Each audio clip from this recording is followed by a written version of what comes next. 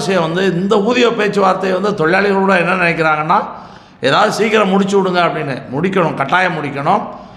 1/9/2013 2023 அரியர்ஸோடு இந்த ஒப்பந்தத்தை உறுதிப்படுத்தணும்.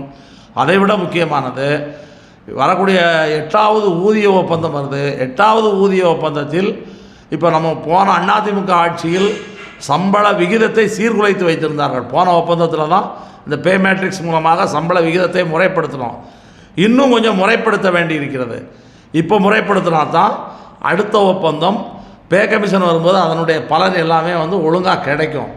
அதனால் வந்து இது வந்து நாம் எந்த அளவுக்கு அவசரப்படுறோமோ அதே மாதிரி இதில் வந்து நாம் வந்து சில அடிப்படையான சில பிரச்சனைகள் என்பது வந்து இருக்குது. ஊதிய விகிதத்தில் அதை ஒழுங்குபடுத்த வேண்டிய வேலையை இந்த ஒப்பந்தத்தில் செய்யணும். அதாவது 1/4/2003 பிறகு உள்ளவருடைய ஓய்வூதியம், இப்போ ஒருங்கிணைந்த ஓய்வூதிய திட்டம்னு மத்திய அரசாங்கம் அறிவிச்சிருச்சு. தமிழ்நாடு அரசாங்கம் அதுக்கு குழு போட்டிருக்கு. இப்போ ஓய்வூதியம் சம்பந்தமாக எல்லா அமைப்புகளும் போராடுறாங்க. அரசு ஊழியர்கள், ஆசிரியர்கள் எல்லாருமே போராடுறாங்க. இப்போ இதுதான் வந்து ஓய்வூதியத்தை உறுதிப்படுத்துவதற்கான காலம். அதே மாதிரி ஓய்வூதியர்களுடைய பணிக்கால பலன்கள் 21 மாதம் நிலுவையில் இருக்குது. இப்போ அதுக்குமே பணம் தான் பிரச்சனை. 3500 கோடி ரூபா அது நிலுவை தர வேண்டி இருக்கிறது. இனி வரக்கூடிய காலத்தில் ரிட்டையர்ட் ஆகும்போது உடனே கொண்ட பணம் கிடைக்கணும்னா அந்த பட்ஜெட்டில் இந்த வரவுக்கும் செலவுக்குமான வித்தியாச தொகையை ஒதுக்கணும். அதே மாதிரி வந்து இப்போ ஓய்வு பெற்றவர்களுடைய அகவிலைப்படி உயர்வு சம்பந்தமான தீர்ப்பு. இப்போ இந்த தீர்ப்பே என்னென்னா வந்து தீர்ப்பை வந்து வேகமாக அமுல்படுத்த வேண்டும் என்று நீதிமன்றம் சொல்லி, இப்போ நீதிமன்றமே என்ன சொல்லுது, இந்த பட்ஜெட்டில் எதிர்பார்ப்போம், அரசாங்கம் பட்ஜெட்டில் நிதி ஒதுக்கும் என்று எதிர்பார்க்குறது நீதிமன்றம் என்ற அடிப்படையில் தான் நீதிமன்றமே சொல்லியிருக்கிறது. அதனால் இந்த காலம் என்பது மிக மிக முக்கியமான காலம்.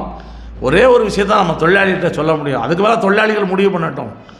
தொழிலாளி போராடக்கூடிய நேரத்தில் போராடாமல் விட்டுட்டாங்கன்னா காலங்காலத்துக்கு ரிட்டையர்டாக பின்னாடி அந்த பலனை அனுபவிப்பாங்க.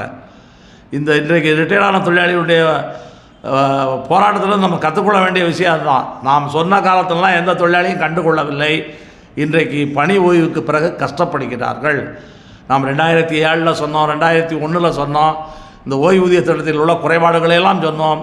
நான் அந்த கட்சி இந்த கட்சி ஆளுங்கட்சியில் இருக்கிறேன், எங்கள் கட்சி வந்தால் சாதிச்சிருவோம், இப்படியே சொல்லி வந்து இந்த தொழிலாளர்கள் நாம் சொன்னதை கவனிக்காதனுடைய விளைவை இப்போ 70 வயசு 80 வயசுக்கு மேலே போராட்டம் நடத்த வேண்டிய கட்டாயம் இருக்கிறது.